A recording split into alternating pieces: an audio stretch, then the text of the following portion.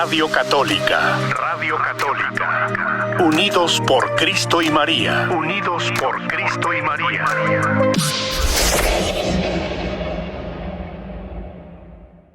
Y que viva. La verdadera condenación, dice Jesús, es que habiendo visto la luz, hayan preferido las tinieblas porque sus obras son de tinieblas. Entonces, realmente es aquel que rechaza la salvación, el regalo que Dios nos da, y uno dice, no quiero. Oye, pero te vas a ahogar, me vale, pero no quiero nada de ti. Te vas a morir, me vale. Te vas a condenar, me condeno, pero yo de ti no quiero nada. O sea, realmente se necesita estar tonto o ser muy terco, muy necio, que es lo mismo. En fin. Bueno, pues hoy estamos celebrando a los fieles difuntos y esto se une con todas las tradiciones prehispánicas y también con nuestras tradiciones mexicanas.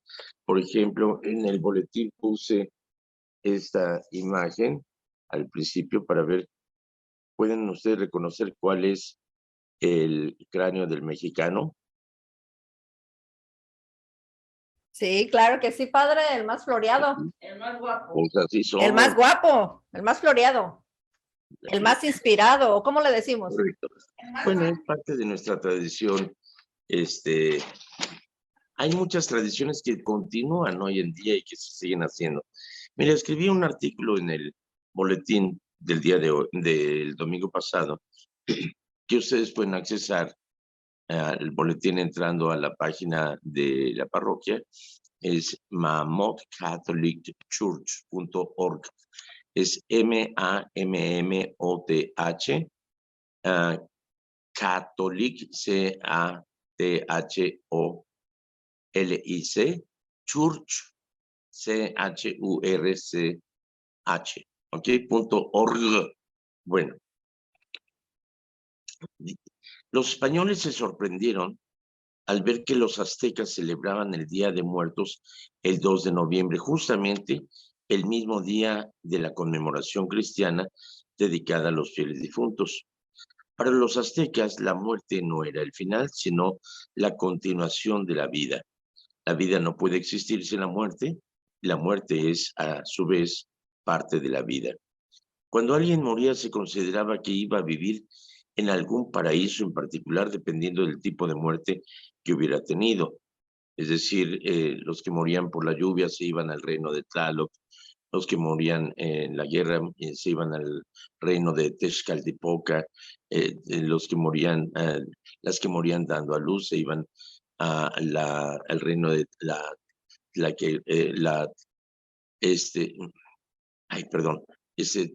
Tlacuatlicuetonantzin, etcétera, la madre de todos los vivientes. En fin, o sea, era el tipo de muerte que ibas a ese lugar, ¿no?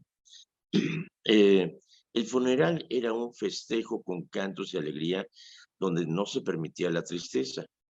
Y el día 1 y 2 de noviembre se consideraba que los muertos venían a visitar a sus familias y se les marcaba el camino a casa desde su sepultura con flores de muerto o cempalzóchitl.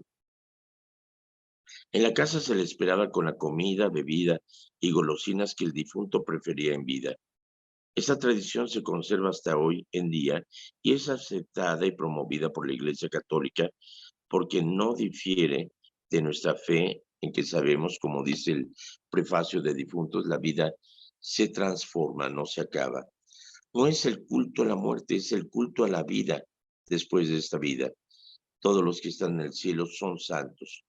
Cuando oramos a un santo, no invocamos a un muerto, sino que nos dirigimos a alguien que vive en Dios y que intercede por nosotros ante Él. Es por eso que la celebración de todos los santos, los fieles difuntos, están ligadas, pues quien vive en Cristo y muere en Él, también resucitará en Él.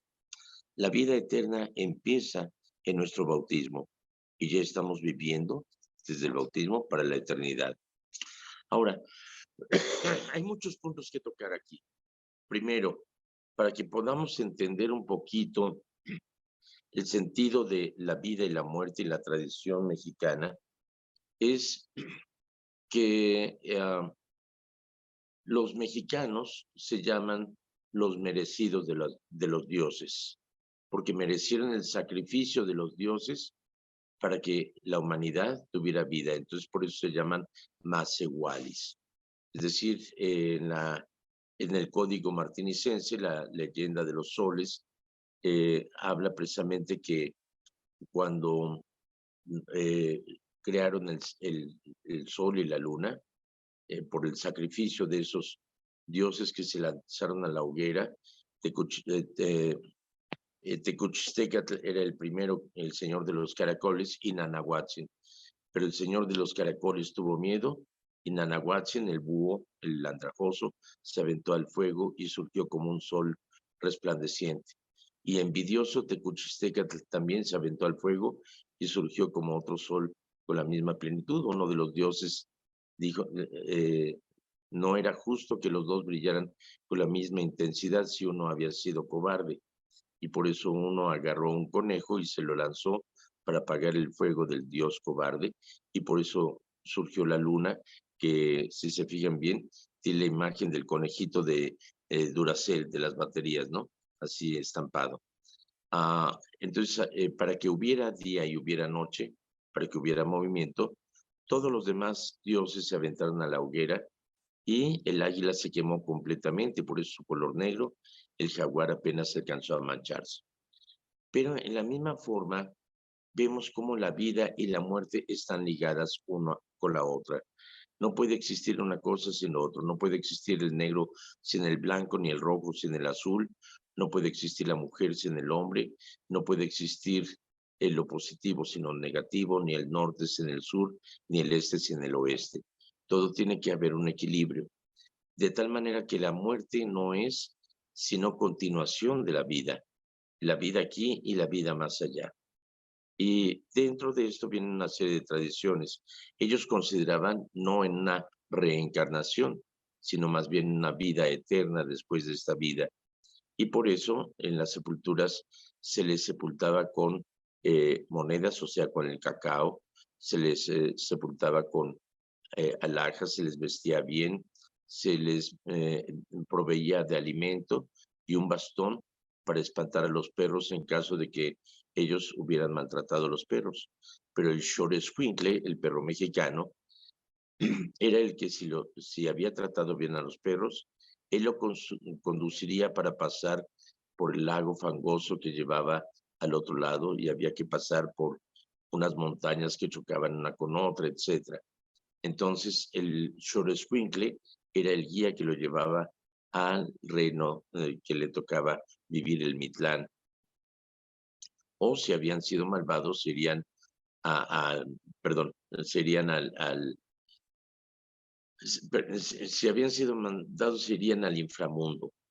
Bueno, pero de alguna manera ellos sentían que era un día al año, 2 días, en los cuales los difuntos regresaban al hogar para alimentarse del amor de sus familias. O sea, como quien dice, era el día off, el día festivo. Ellos consideraban que el 1 de noviembre los niños difuntos llegaban primero a casa porque como eran niños corrían más rápido. Y el día 2, los más viejos llegaban al hogar, no para espantar a sus seres queridos, sino para alimentarse del amor, del cariño de ellos, y se les esperaba con los alimentos que a ellos les gustaba en vida, y comían del espíritu de sus alimentos. Esa tradición continuó y les sorprendió a los españoles el hecho de que se celebrara el Día de Muertos el día 2 de noviembre, fecha que, como vimos, coincide con la fiesta que impuso la Iglesia para erradicar las antiguas tradiciones de los druidas, de los países celtas, que hablaban de la muerte el día 31 de octubre y hablaban de un año nuevo el 1 de noviembre. En el año 1000 se erradicó esto y se impuso el Día de Todos los Santos, el 1 de noviembre, y el día 2, el Día de los Fieles Difuntos. Luego vamos a hablar de eso. Pero a los españoles les sorprendió. Entonces, en lugar de erradicar esa tradición, la purificaron y la cristianizaron. admitiendo algunos signos, como lo vemos manifestado ya con influencia española también y con la tradición mexicana, lo que es el altar de muertos, en el cual se ofrenda, se ponen las fotografías de nuestros seres queridos que se han adelantado.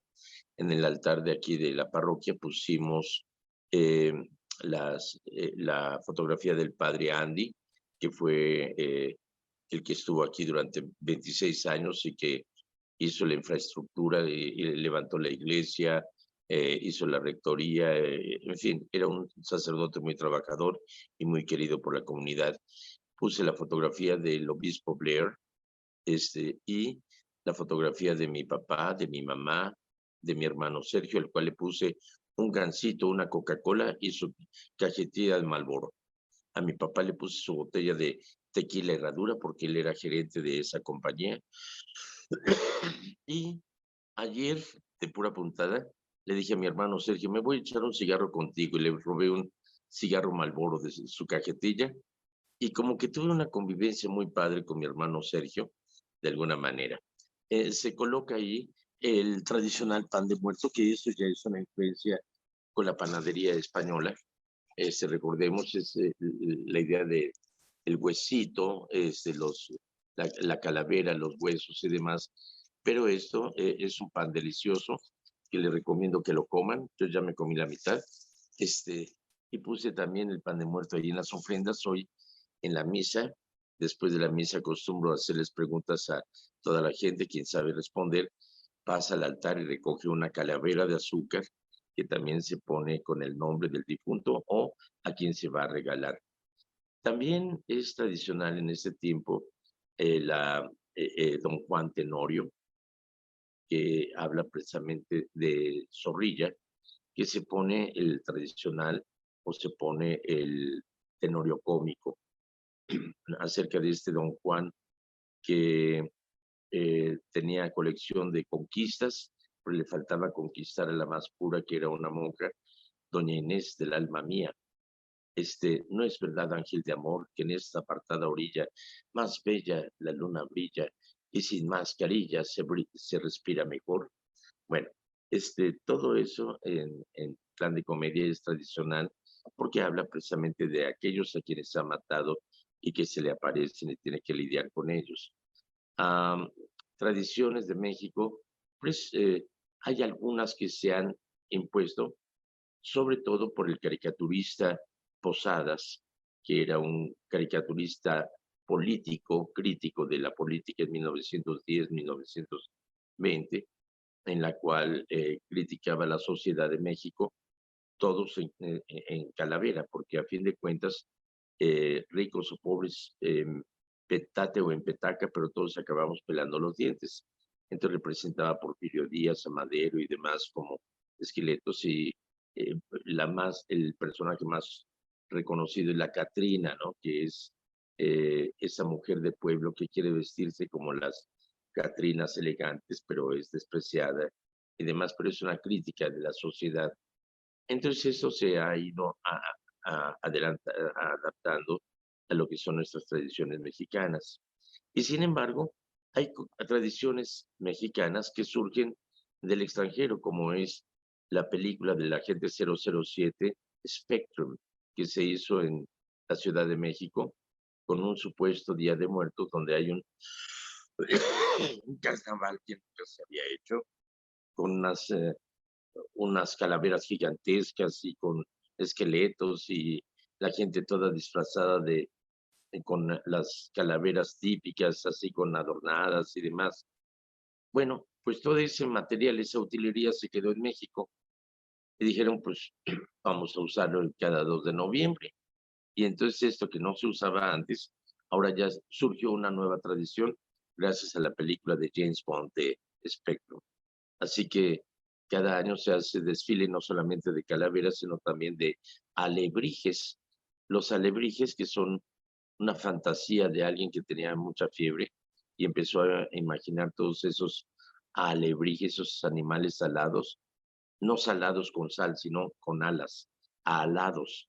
Bueno, y entonces es parte de una nueva artesanía mexicana que muy bella y que se relaciona precisamente con el Día de Muertos. Hay muchas tradiciones bonitas, pero ahora, dentro de lo que es el cristianismo, ¿por qué celebramos este día y qué significado tiene este celebrar o festejar a nuestros fieles difuntos? Surge desde antiguo, desde Judas Macabeo, que está peleando con las huestes de Alejandro Magno, y des- después de una batalla hace sacrificios por los muertos. Uno de sus oficiales le pregunta, ¿qué caso tiene pedir por los muertos si ya están muertos? Dice, conviene que oremos por ellos. Se considera la oración como fortaleza y como alimento para quienes han fallecido, para quienes tienen que pasar por el purgatorio, se ora por ellos. Ah, entendemos de que Dios nos dio la gracia de la vida eterna. Originalmente con Adán y Eva, estamos llamados a vivir para la eternidad, hechos a imagen y semejanza de Dios. Sin embargo, por el pecado entra la muerte, que no existía, pero con la desobediencia de Adán y Eva, el querer ser como Dios, pero haciendo a un lado a Dios, entonces la muerte entra al mundo. La muerte no existía. Entonces se perdió ese regalo que Dios nos había dado. Antes era un solo árbol el que estaba prohibido, que era el árbol de la ciencia del bien y del mal. Al comerlo Adán y Eva, ese árbol ya no está prohibido. Es de tal manera que el ser humano sigue buscando crecer en la ciencia y el telescopio Webb y los, todos los descubrimientos, todo el proceso del ácido desoxirribonucleico, el ADN, todas las investigaciones que hay. La ciencia es maravillosa y el ser humano tiene esa hambre de saber. Sin embargo, al comer de ese fruto, ese árbol ya no queda prohibido, pero surge otro que no estaba prohibido porque no tenía caso, pero ahora ya se prohíbe. Es el árbol de la vida. Y dice Dios, vamos a expulsarlos del paraíso, no sea que coman del árbol de la vida y entonces vivan eternamente y en todo sean igual a nosotros. Entonces, por eso pone un ángel guardián que custodie el árbol de la vida para que no se le arrebate y son expulsados del paraíso. Sin embargo, Dios nos ama tanto que no quiere que perezcamos o que nos perdamos y hace un plan de salvación que se ve cumplido en el amor inmenso de Dios que se hace hombre y viene a vivir entre nosotros, Cristo Jesús. Él nos habla de la vida eterna. Dice, no tengan miedo a aquel que mata el cuerpo, pero no puede hacer nada más. Tengan miedo a aquel que mata el alma. Eso sí, cuidado. Estamos llamados a una vida inmortal. Y Jesucristo dice a sus apóstoles en el Evangelio de hoy, no teman, voy a casa de mi Padre porque mi Padre tiene muchas habitaciones y voy a prepararles una y regreso. Porque voy a prepararles una habitación porque quiero que donde yo esté, ustedes estén conmigo. Fíjate qué bonito. O sea, Dios nos ha preparado una habitación para nosotros y estamos invitados todos. El bautismo nos restituye esa gracia perdida de la vida eterna. O sea, que nacemos desgraciados, o sea, carentes de la gracia que nos da la vida eterna, pero el bautismo nos llama a vivir para la eternidad. La verdadera muerte del cristiano se da en el bautismo. Morimos a este mundo, pero nacemos a una vida que ya no tiene fin. Y nos toca cuidar esa vida y no perderla en el camino. Tomás le preguntó a Jesús, pero Señor, si no sabemos a dónde vas, ¿cómo podremos seguirte? Y Jesucristo le dijo, I way, truth and life. Yo soy el camino, la verdad y la vida. Nadie va al Padre si no es por mí. Entonces el camino al Padre es por Cristo. Siguiendo a Cristo podremos ir a esa plenitud de la vida eterna. Así que no celebramos la muerte, celebramos la vida aquí y la vida eterna. Cuando oramos ante un santo, no estamos invocando a un muerto. Creemos que es alguien que vive en Dios. Y esto es lo hermoso, celebramos no la muerte, sino la vida eterna. Cristo se convirtió en ese fruto prohibido, en ese fruto de la vida eterna en la cruz. Es el árbol de la cruz y Cristo es el fruto de la vida eterna y nos invita a comerlo. Yo soy el pan de vida, el que come de mí no morirá. Así que comiendo de Cristo, estamos comiendo ese fruto para la eternidad. Así que aprovechemos. Él se nos da, no podemos robarlo. Se nos entrega para que tengamos vida eterna. Así que esta es la plenitud de la celebración de estos fieles difuntos que gozan de la vida eterna. Felicidades. ¿Okay? Bueno, ¿alguna pregunta, chisme, comentario, aclaración, duda, inquietud, queja o qué sé yo? Échatela. Claro que sí, padre, tenemos algunas por aquí. Vamos a iniciar con las que llegaron primero y la primera nos dice que la indulgencia, nos hablaban de la indulgencia, que cómo se gana la indulgencia. Ya sabemos que se necesitan 3 cosas para ganar una indulgencia plenaria, que es confesarse, comulgar y rezar por el Papa. Si una persona cumple con estos 3 requisitos, pero el asistir a la misa donde se iba a aplicar esta indulgencia, la pudo presenciar por las redes, digo, por transmisión, que transmitieron la misa, dice que si aún puede ganar esta indulgencia. Tiene la intención, pero no, la transmisión de televisión no sustituye la presencia real en la misa. La transmisión se facilita para que aquellos que no pueden acudir a la misa en Roma, en el Vaticano, cuando el sacerdote, cuando el Papa celebra la misa de Navidad o de Pascua, cuando da la bendición Urbi et Orbe, pues se puede presenciar en la televisión, qué bueno, ¿sí? Pero no sustituye que vayas a misa a tu propia parroquia, ¿ok? Aunque hayas asistido a la misa del Papa desde el Vaticano a través de la televisión, tienes que ir a misa a tu parroquia. Entonces, cuando estuvimos en cuarentena y se cerraron las iglesias, estuvimos transmitiendo las misas a través de los medios sociales, que realmente no había posibilidad de acercarse para evitar contagios y para contagiar a los demás. Entonces, se celebró la misa, pero se invitaba a la gente a que después de la misa pasaran, en mi caso, que pasaran a la parroquia, y yo estaba fuera de la iglesia para que quienes llegaran, guardando su debida distancia, se les daba la comunión. Entonces, nada sustituye lo que es la presencia física en la iglesia.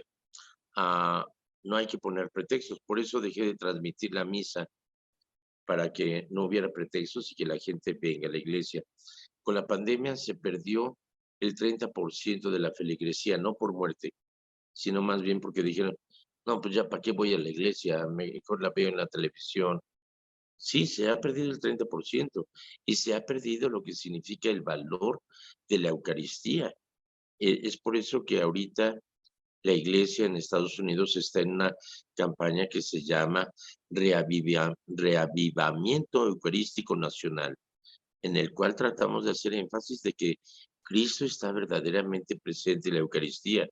Hay muchos cristianos que creen que es solamente una representación y no entienden lo que significa la presencia real de Cristo en la Eucaristía. Entonces estamos en ese reavivamiento. Ahora, ¿qué sucede cuando alguien está enfermo y no puede salir de casa? Qué bueno que participe de la Santa Misa a través de los medios. ¿Qué pasa con alguien que está en la cárcel o alguien que está viajando o alguien que está muy distante? Se le dispensa la misa. O sea, no puede asistir a misa, está dispensado. Si está enfermo, está dispensado. Pero qué bueno que pueda leer las lecturas de la Santa Misa ese día, o qué bueno que pueda a través de los medios asistir a la misa, ¿sí? Pero no sé cuál haya sido la razón de esta persona para no asistir a la misa, ¿ok? Pero qué bueno que tiene esa intención, que se haya confesado y pues que vaya a la iglesia y que comulgue. Ujú. Fue causa de enfermedad. No pudo asistir porque estaba enferma. Acuérdate también de que el Papa Francisco nos ha dicho que se pueden ganar indulgencias aún en la enfermedad. O sea, desde la cama del hospital o desde la cama del enfermo en su casa, se pueden ganar indulgencias ofreciendo su enfermedad y pidiendo por aquellas personas que le asisten y tratándolos con amabilidad. Esa es la forma de ganar las indulgencias.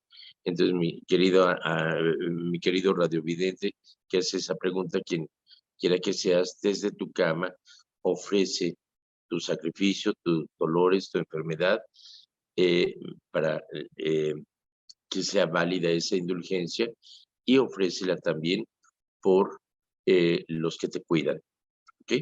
Y trátalos con mucho cariño, no seas gruñón o gruñona, ¿ok? Muy bien, padre, es cierto. Una pregunta dentro de la misma pregunta. ¿La indulgencia se aplica para uno o más difuntos? Más bien es para quien recibe la indulgencia, es personal, pero puede ofrecerse por los difuntos en general o por un difunto, pero más bien es personal. Se gana indulgencia para quien la recibe, ¿ok? Muy bien. Nosotros creíamos que era para alguien que ya estaba fallecido. No, Muy bien, puedes padre. orar por esas personas o puedes ofrecer oraciones o ofrecer tus sacrificios por esas personas difuntas, pero más bien la indulgencia es para quien la obtiene, pero puedes ofrecer por los difuntos. Ujú. Muy bien. Tenemos otra pregunta, padre. Dice que primero hay que saludarlo. Primero lo saludan desde Stockton y le gustaría mucho escribirle. Y dice que la pregunta es, ¿cuáles son los días que obliga a la iglesia a asistir a la Santa Misa aparte del domingo? Porque no los tiene Ni bien un claros. solo día es de obligación, ni un solo día. Oye, ¿se te puede obligar a amar a alguien? Si amas por obligación, entonces no estás amando de verdad. Pero si amas, te entregas completamente a quien amas. Eh, Me recuerda a mi hermana Estrellita, que yo estaba ocupado de algo y me decía, ¿me acompañas a ver a fulana? Ah, está bien. Ah, no, por obligación no. Entonces tenía que decirle, sí, Estrellita, con mucho gusto. Ah, sí, para acompañarla, pero por obligación no. Entonces yo creo que las misas no hay que ir por obligación. Las solemnidades o las celebraciones son los domingos y las fiestas de la iglesia. ¿Por qué? Porque el domingo es el día del Señor, celebramos el nacimiento de la iglesia en Pentecostés, domingo de Pentecostés, celebramos la resurrección de Cristo en domingo, celebramos el amor que Cristo nos tiene, que se entregó por nosotros, que venció a la muerte y que nos llama a dar la vida eterna. No habría pretexto en absoluto que valga para faltar a la misa, para celebrar a nuestro Señor. Y la iglesia tiene solemnidades en las cuales no podemos faltar, porque es la alegría de la iglesia. Llámese Epifanía, llámese la fiesta patronal del santo que se celebra en la parroquia, eh, eh, Pentecostés, lo que cae entre semana. Son fiestas que no podemos faltar porque amamos a Dios y no por obligación. Yo creo que no se obliga a la misa, sino que porque amamos, correspondemos a ese amor de Dios. Los domingos y las fiestas de la iglesia. No faltemos. Ujú. Muy bien. Creo que ella quería saber cuáles son las fiestas de la iglesia. Esa era su pregunta. Pues está en el calendario litúrgico. La próxima vez que vayas a tu parroquia, a lo mejor tienen el misal, chécate ahí cuáles son las fiestas, pero son innumerables, ¿no?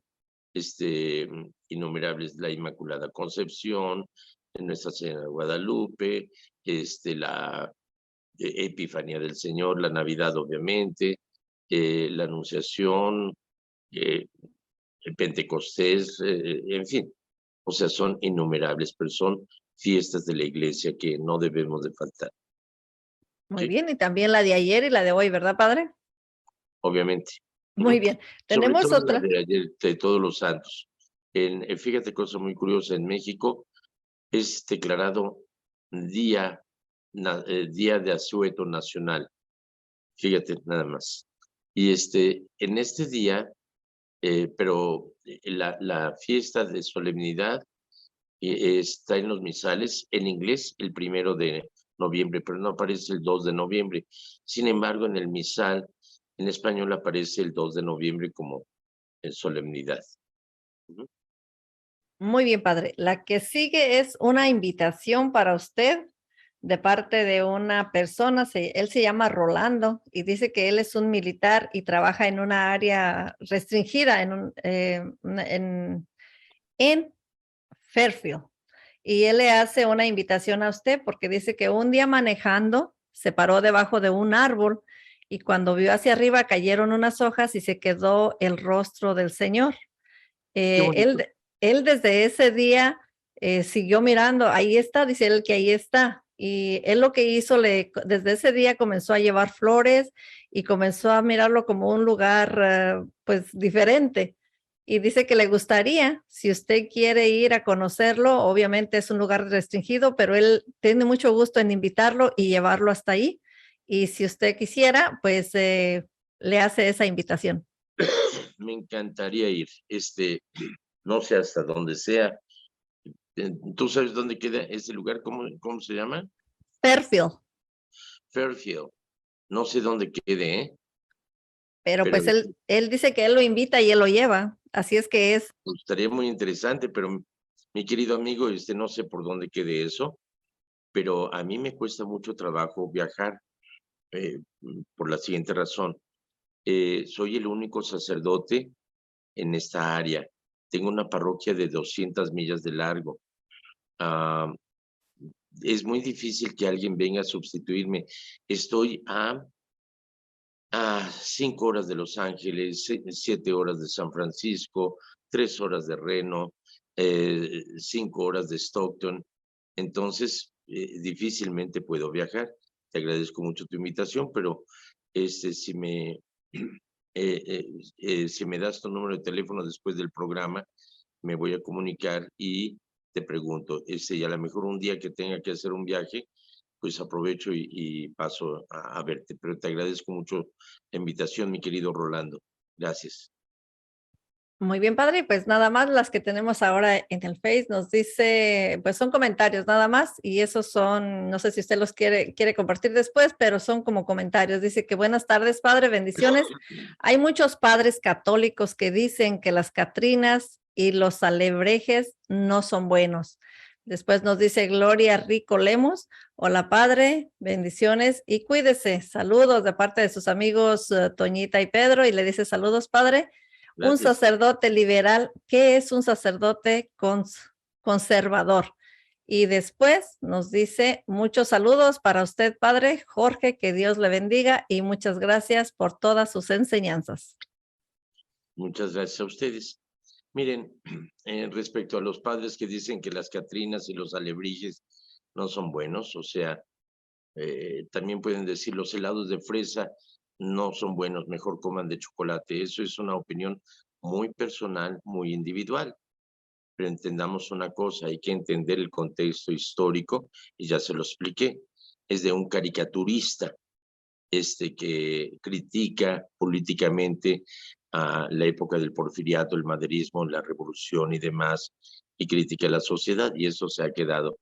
Pero recordemos que nuestros seres queridos no los recordamos como esqueletos. De hecho, nuestra tradición es pintarlos así con calaveras tan adornadas como esta que No sé si alcanza a verla. ¿Sí se ve? Bueno, esa calaverita que tengo ahí atrás. Ay, déjame cambiar la cámara. Onta, para cambiarle. Aquí está. Bueno, onta la calavera. Ahí está. Bueno, es una calavera pintada, que es lo tradicional de México, pero esto es parte del folclore. Entendamos bien esto. O sea, no se trata de considerar que es algo bueno o malo, ni hay que satanizarlo. Nuestro concepto no es como en la película del Libro de la Vida o de Coco de Disney, donde después de esa vida todo el mundo anda de esqueleto y disfrutando de la vida, y que depende de que te recuerden o no para seguir viviendo o para morir eternamente. No, eso es otra cosa. Realmente la comunión de los santos en la presencia de Dios, algo muy diferente. Pero parte es el folclore, y disfruten de esas películas de Coco y el Libro de la Vida. Están muy divertidas, muy bonitas, pero no es el contexto cristiano. ¿Ok? Ahora, en cuanto a liberal o conservador, no se trata de... surgió esto con el Concilio Vaticano II. Hubo quienes no aceptaron los cambios del Concilio Vaticano II, incluso hubo separación de la Iglesia Católica, como fue Monseñor Marcel Lefebvre de Francia, que no estaba de acuerdo con los cambios del concilio, y el Papa Pablo VI le decía, tranquilo, es el caminar de la Iglesia. Pues no quiero, voy a seguir celebrando la misa en latín y demás. Bueno, pero tranquilo, nada más, sé tranquilo.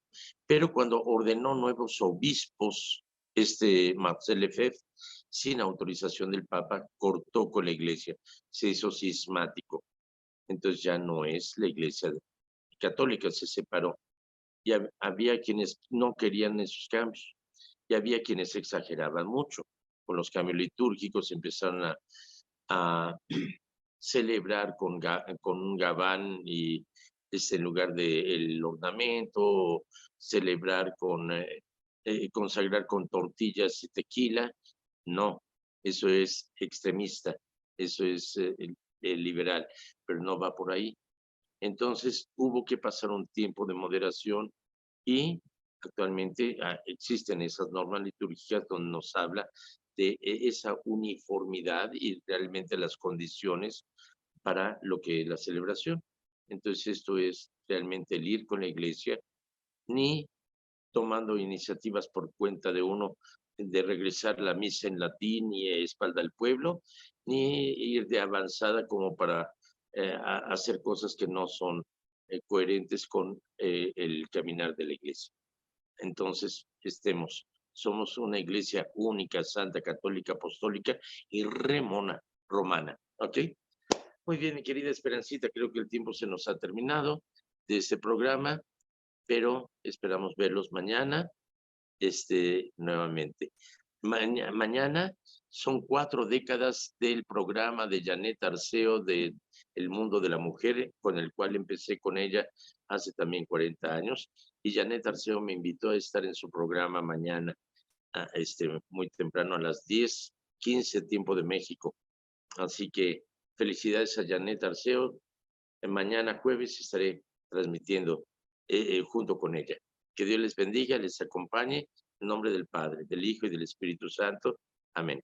Hasta Amén, mañana, Padre, gracias. Que tenga un buen día y gracias por toda la información. Dios la bendiga, y pues gracias. Aquí lo estaremos monitoreando mañana. Gracias. Gracias.